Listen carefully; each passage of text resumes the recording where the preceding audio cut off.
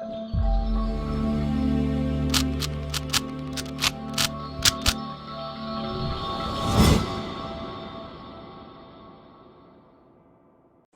Guys, welcome to Vibha classes. Let's continue part 2, जिसमें हम after 12th की वीडियोस अपलोड करते हैं। आई होप आप लोगों को पसंद आती हैं, और अगर आप लोगों को पसंद आती हैं तो प्लीज हमें अपना फीडबैक जरूर दीजिए।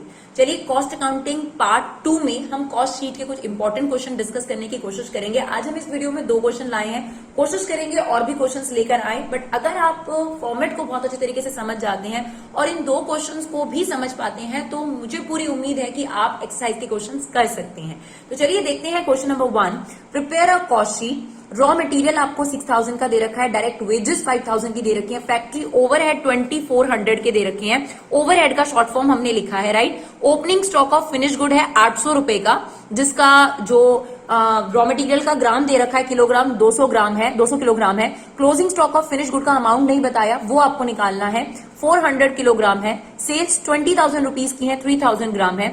एडवर्टीजमेंट एंड सेलिंग एक्सपेंसेस आपके पास 1475 है, right. And profit desired 30% on sales. देखा जाए तो ये क्वेश्चन बहुत अच्छा है, क्योंकि इसमें आप लोगों को क्लोजिंग स्टॉक की यूनिट भी निकालनी है, जो कि कॉस्ट शीट में सबसे ज्यादा पूछा जाता है। इसके अलावा अगर आप बात करेंगे तो प्रॉफिट जो है वो सेल पर परसेंटेज में है, ये भी एक बहुत इंपॉर्टेंट पॉइंट है इसके अंदर।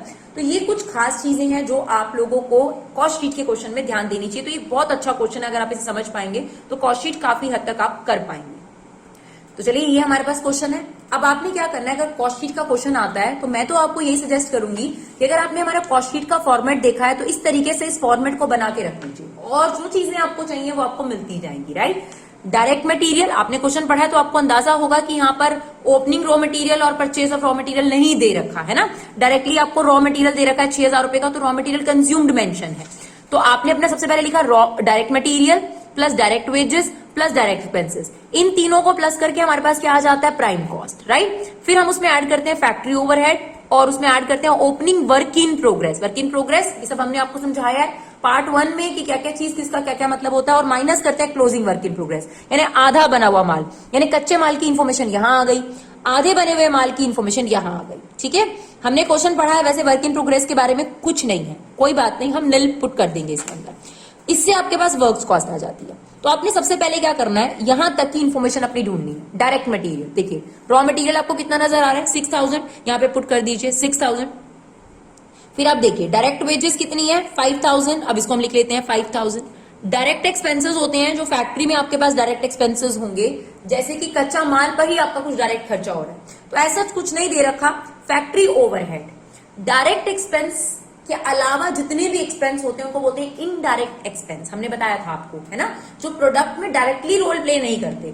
और इनडायरेक्ट एक्सपेंस के आगे क्या नाम यूज किया जाता है, ओवरहेड्स, जिसमें 3 तरीके के ओवरहेड्स होते हैं, फैक्ट्री ओवरहेड, एडमिन ओवरहेड और सेलिंग ओवरहेड, राइट। तो वो हमारे प्राइम कॉस्ट के बाद आते हैं। तो डायरेक्ट एक्सपेंसेस आपके पास यहां पर नहीं है, इसको हमने निल रख दिया। अब हमारा सबसे पहला टारगेट आता है प्राइम कॉस्ट, जो कि कितना आ जाएगा आपके पास, 11,000 रुपए, राइट। इसके बाद आपको देखिए क्या चाहिए, फैक्ट्री ओवरहेड और ओपनिंग वर्क इन प्रोग्रेस और क्लोजिंग वर्क इन प्रोग्रेस। तो आप देख सकते हैं फैक्ट्री ओवरहेड आपको 2400 दिया है, लेकिन वर्क इन प्रोग्रेस के बारे में आप देखिए कहीं पर भी इंफॉर्मेशन नहीं है, पूरी इंफॉर्मेशन ढूंढ लीजिए।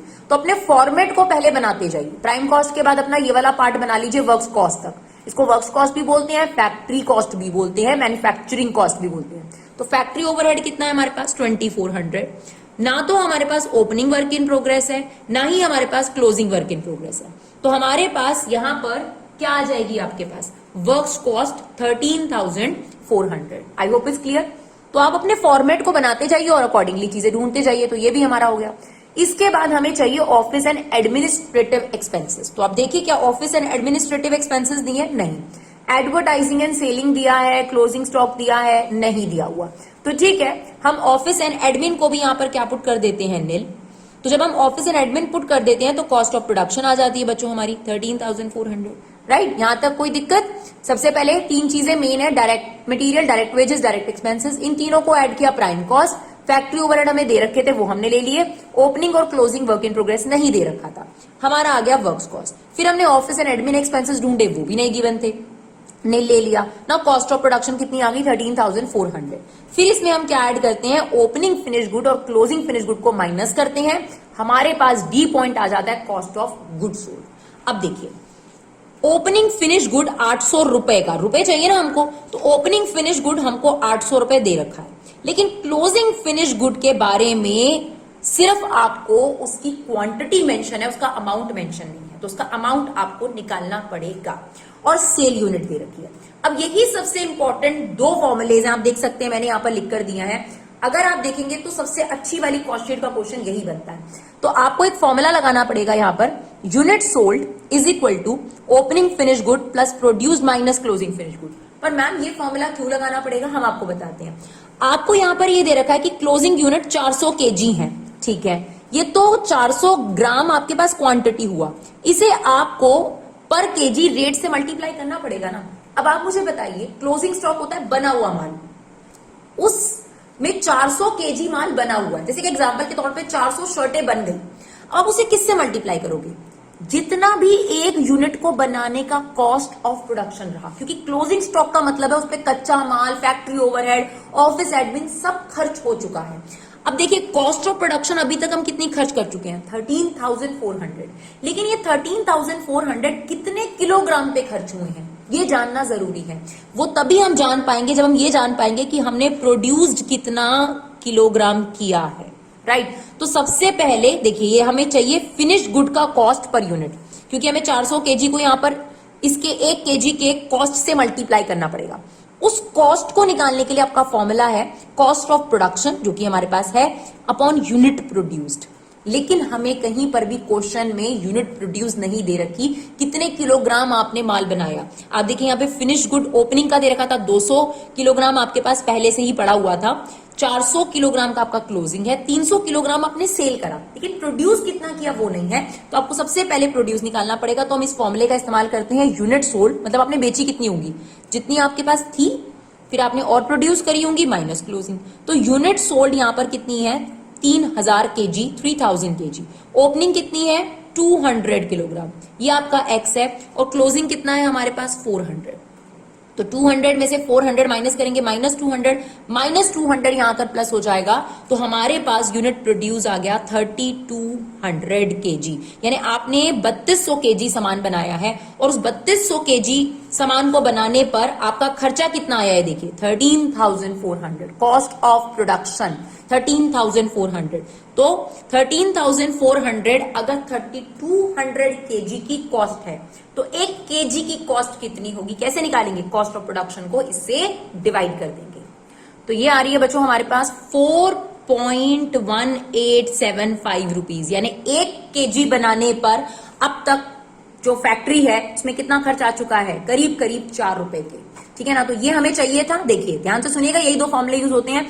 आपको फिनिश गुड की यूनिट दे रखी थी, ठीक है, लेकिन आपको उसका कॉस्ट से मल्टीप्लाई करने के लिए ये फॉर्मूला लगाना पड़ेगा, that is cost of production upon unit produce. तो कॉस्ट ऑफ प्रोडक्शन हमारे पास थी, लेकिन यूनिट प्रोड्यूस निकालने के लिए आपको ये वाले फॉर्मूले का इस्तेमाल करना पड़ेगा। तो दो फॉर्मूले आपने याद करने, इसे नोट कर लीजिए, ये हमने आपको पार्ट 1 में भी बताया है जब हम आपको इसका जो फॉर्मेट है वो बता रहे थे, राइट। तो अब हमने क्या करना है, जो 400 केजी है इसे किससे मल्टीप्लाई करना है, 4.1875 से मल्टीप्लाई कर दीजिए, ये आ गया हमारे पास 1675। तो ये आपके पास माइनस हो जाएगा, 13,400 में 800 को प्लस कर दीजिए और ये माइनस कर दीजिए, तो आपका कॉस्ट ऑफ गुड सोल्ड निकल कर आ रहा है 12,525, राइट। तो सबसे इंपॉर्टेंट एडजस्टमेंट जो होती है वो क्लोजिंग स्टॉक की होती है, जो हमने आपको बताई इस क्वेश्चन के अंदर। इसके बाद देखिए कॉस्ट ऑफ गुड सोल्ड आ गया, अब हमें चाहिए सेलिंग एंड डिस्ट्रीब्यूशन एक्सपेंसेस। तो ये आपको दे रखे हैं ऑलरेडी, एडवर्टीजमेंट और सेलिंग एक्सपेंसेस 1475, तो इनको भी ले लेते हैं हम लोग, राइट। ये आ गया हमारा 1475। अब इन दोनों को प्लस कर देंगे तो हमारा कॉस्ट ऑफ सेल्स आ गया, दैट इज 14,000 रुपीज, क्लियर। अब आपको क्या दे रखा है, यहां पर देखिए आपको दे रखा है प्रॉफिट ऑन सेल्स। अब आप देखिए आपके पास सेल का अमाउंट कितना है, ये देखिए 20,000 रुपीज। तो ये 20,000 रुपीज हमने लिया, ये देखिए ध्यान से देखिएगा। अब जो प्रॉफिट है वो 14,000 पे नहीं निकलेगा, क्योंकि प्रॉफिट लिखा हुआ है 30% ऑन सेल्स। क्या लिखा हुआ है, 30% ऑन सेल्स, ये देखिए। तो इसका मतलब क्या हुआ बच्चों, कि अगर आपका 20,000 रुपीज सेल्स है तो उसका 30% यानी 6,000 रुपीज आपके पास प्रॉफिट है। बाकी आप बैलेंसिंग फिगर से भी निकाल सकते थे, कोई दिक्कत नहीं है इसमें। I hope this question is clear. चलिए देखते हैं नेक्स्ट क्वेश्चन। चलिए सेकंड क्वेश्चन देखते हैं। Prepare a cost sheet. Raw material आपको दे रखा है 15,000, डायरेक्ट लेबर और डायरेक्ट वेजेस एक ही बात होती है 9,000, machine hours 900, machine hour rate 5 rupees. This is basically factory overhead, ठीक है ना। फैक्ट्री में मशीन पे जो खर्चा हो रहा है, क्योंकि डायरेक्ट एक्सपेंस तो नहीं हो सकता। ये डायरेक्ट एक्सपेंस वो होते हैं जो डायरेक्टली कच्चे माल में इन्वॉल्व हो, यानी उसको फिनिश गुड बनाने में डायरेक्टली यूज हो। तो ये इनडायरेक्ट एक्सपेंस में फैक्ट्री ओवरहेड है। तो आप बताइए, अगर 1 घंटे के 5 रुपए हैं और आपके पास मशीन आवर्स 900 घंटे इस्तेमाल होता है, ऑब्वियसली ऑफिस में नहीं इस्तेमाल हो रही मशीन, फैक्ट्री में इस्तेमाल हो रही है, तो इसलिए ये फैक्ट्री ओवरहेड का पार्ट है। तो 900 इंटू 5 अगर हम करेंगे तो हमें फैक्ट्री ओवरहेड मिल जाएगा। इसके बाद हमें दे रखा है प्रोडक्शन इतने यूनिट्स हुई हैं, ओके, सेल इतने यूनिट हुई है, ओके, ठीक है। सेलिंग प्राइस आपने 1 यूनिट का करा है 4 रुपए, तो अच्छा क्वेश्चन है, अलग सा क्वेश्चन है, फर्स्ट क्वेश्चन से डिफरेंट। सेलिंग ओवरहेड 50 पैसा per unit, office overhead are 20% of works cost. तो काफी अच्छा क्वेश्चन है, ध्यान से देखिएगा। सबसे पहले देखिए, हम अपने फॉर्मेट पे प्राइम कॉस्ट तक का पार्ट लिख लेंगे और जो जो चीजें हमारे पास है वो हम लिख देंगे। सबसे पहले देखिए, डायरेक्ट मटेरियल, डायरेक्ट वेजेस और डायरेक्ट एक्सपेंसेस, इन तीनों को प्लस करके हमारा पहला पड़ाव निकलता है जिसको हम बोलते हैं प्राइम कॉस्ट। तो क्या आपके पास डायरेक्ट मटेरियल है? बिल्कुल है। तो 15,000 रुपीज हम इसको यहां पर लिख देते हैं। हमारे पास डायरेक्ट वेजेस भी है 9,000 रुपीज की, इसको यहां लिख देते हैं। डायरेक्ट एक्सपेंसेस नहीं है, उसको हम नील ले लेते हैं, ठीक है। तो हमारी प्राइम कॉस्ट कितनी निकल कर आ गई? इन दोनों को प्लस कर दीजिए, 24,000। तो आपका पहला पड़ाव क्लियर। इसके बाद क्या होता है, हम प्राइम कॉस्ट से आते हैं वर्क्स कॉस्ट पर। उसके लिए क्या करना पड़ता है? Factory overhead add opening work in progress add closing work in progress minus, है ना। फैक्ट्री ओवरहेड के लिए हमने आपको हिंट दिया था कि जो ये मशीन आवर्स हैं, ये कॉस्ट कहाँ की है? देखो, ये सेलिंग से रिलेटेड नहीं है ना, और ना ही ये ऑफिस से रिलेटेड है, फैक्ट्री में ही ये खर्चा हो सकता है। तो अगर 1 घंटे के 5 रुपए लगते हैं और 900 आवर्स हैं, तो ये कितना हो जाएगा factory overhead? It's 900 into 5, that is 4500। तो हमारा ये भी यूज हो गया, क्लियर। अब हमारे पास वर्क इन प्रोग्रेस के बारे में कोई इंफॉर्मेशन नहीं है, बट स्टिल मैं इसे लिखती हूं ताकि मुझे फॉर्मेट इतना तो बेसिक याद रही ही रहे। तो ये हमारा आ गया 28,500। इसे वर्क्स कॉस्ट भी कहते हैं, फैक्ट्री कॉस्ट भी बोलते हैं और मैन्युफैक्चरिंग कॉस्ट भी बोलते हैं। इसके बाद हमारा तीसरा पड़ाव होता है कॉस्ट ऑफ प्रोडक्शन। उस पर पहुंचने के लिए आपको वर्क्स कॉस्ट में क्या ऐड करना पड़ता है? Office and admin expenses. तो देखिए, हमें ऑफिस एंड एडमिन एक्सपेंसेस दिए हैं, तो इसे देखिए यहां नीचे लिखा था office overhead are 20% of the works cost, मतलब जितनी भी वर्क्स कॉस्ट है उसका 20% कर दीजिए। तो देखिए, अगर आपकी वर्क्स कॉस्ट ठीक निकली है तभी आपके ऑफिस ओवरहेड ठीक निकलेंगे, क्योंकि उसने क्या कहा? Office and admin overhead 20% of the works cost. मतलब आपके पास 28,500 का आपको क्या निकालना पड़ेगा? 20%। तो जाके आपके पास ऑफिस एंड एडमिन एक्सपेंस आएंगे, जो कि आपके पास आ रहे हैं 5700, राइट। अब हम इसे ऐड कर देंगे तो हमारे पास आ गया cost of production, that is 34,200 rupees. यहां तक क्लियर। चलिए आगे देखते हैं। अब हमारा जो नेक्स्ट पड़ाव होता है D, cost of good sold. उसके लिए हमें क्या करना पड़ता है? Opening finish good add closing finish good minus, ठीक है। अब चीजें देखते हैं यहां पर। तो आपको दे रखा था प्रोडक्शन इतने यूनिट हुई, सेल इतने यूनिट हुई। ओपनिंग फिनिश गुड नहीं दे रखा हो तो नहीं होता, लेकिन आप देखिए, आपको बहुत क्लियर दिख रहा है कि आपने 17,100 यूनिट प्रोड्यूस की थी, लेकिन आपने सेल 16,000 यूनिट की है। इसका मतलब 1100 यूनिट जो हैं वो आपके पास रह गई होंगी अनसोल्ड। तो यहां पर हमारे पास जो यूनिट बच गई हैं वो है 1100 यूनिट, राइट। तो हमारे पास ओपनिंग फिनिश गुड की यूनिट वो जनरली गिवन करता है। अगर नहीं गिवन होता तो कम से कम हमें उस फॉर्मूले की 3 चीजें गिवन होनी चाहिए थी। क्लोजिंग यूनिट गिवन होती, प्रोडक्शन गिवन होती, सेल्स गिवन होती, तब हम किस फॉर्मूले का इस्तेमाल करते? इस फॉर्मूले का इस्तेमाल करते और ओपनिंग निकाल लेते।